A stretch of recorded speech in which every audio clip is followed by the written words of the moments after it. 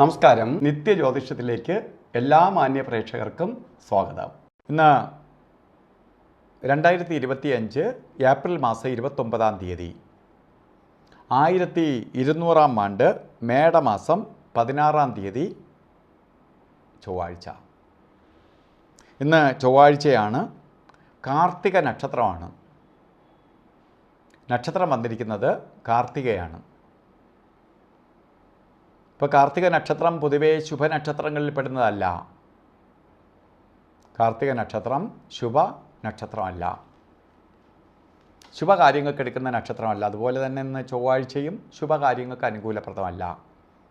അതുകൊണ്ട് ഇന്ന് ശുഭകാര്യങ്ങൾ ചെയ്യാതിരിക്കുന്നതാണ് നല്ലത്. ശുഭകാര്യം നമ്മൾ ചെയ്തു പോകുന്ന റൊട്ടീനായിട്ടുള്ള കാര്യങ്ങളെക്കുറിച്ചല്ല. ഓരോ ശുഭപ്രദമായ കാര്യങ്ങൾ, പുതുതായിട്ട് എന്തെങ്കിലും സ്റ്റാർട്ട് ചെയ്യുക, അല്ലെങ്കിൽ മറ്റ് കൊടുക്കൽ വാങ്ങലുകൾക്ക് ഒക്കെ അനുകൂലപ്രദമായ ഒരു ദിവസമല്ല ഇന്ന്.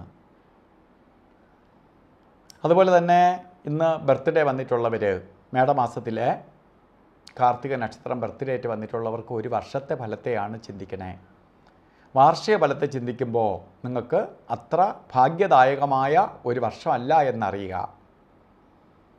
പലതരത്തിലെ സാമ്പത്തിക നഷ്ടവും, അഗ്നിഭയം, അതായത് തീപ്പൊള്ളലേക്കാം, ഇലക്ട്രിസിറ്റിയാൽ അപകടങ്ങളുണ്ടാവാം, അതുപോലെ സർജറിക്ക് വിധേയമാവാം, കേസ് വഴക്കുകൾ വരാം, ശത്രുക്കളുടെ എണ്ണം കൂടാം, ഭൂമിയിൽ നിന്ന് നഷ്ടങ്ങളുണ്ടാവാം, അല്ലെങ്കിൽ ഭൂമി കൈവിട്ട് പോവാം, ബൗണ്ടറി പ്രശ്നങ്ങളുണ്ടാവാം.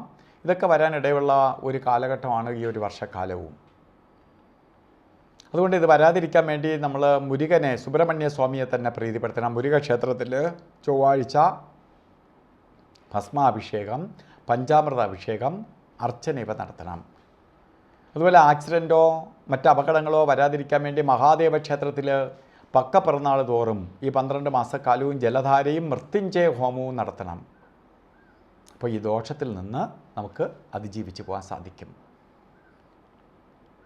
അതുപോലെ ഇന്ന് ഓരോ കാര്യത്തിന് ഇറങ്ങുമ്പോഴും രാഹുകാല സമയം നോക്കി യാത്ര തിരിക്കണം. രാഹു എന്ന് പറയുമ്പോൾ നമുക്ക് പ്രപഞ്ചത്തിൽ രാഹുവിന് അനുവദിച്ചു കൊടുത്തിരിക്കുന്ന സമയം. ആ സമയത്ത് രാഹുവിന് വളരെ പ്രാധാന്യമുണ്ട്. ആ സമയത്ത് ശുഭയാത്രയ്ക്ക് തിരികെയാണെങ്കിൽ പല കാര്യങ്ങളെയും തടസ്സപ്പെടുത്താൻ ഇടവരും. 3:27 തൊട്ട് 5 മണി വരെയാണ് രാഹുകാല സമയം. എന്തുകൊണ്ട് രാഹുകാലം പറഞ്ഞു വെച്ചാൽ കലണ്ടറിൽ രേഖപ്പെടുത്തിയിരിക്കുന്നതും യഥാർത്ഥ ദിവസത്തിൻ്റെ രാഹുകാലവും തമ്മിൽ വ്യത്യാസമുണ്ട്. അതുപോലെ യമകണ്ഠകാല സമയവും ഗുളികകാല സമയവും ഒരു ശുഭകാര്യത്തിനും എടുക്കരുത്.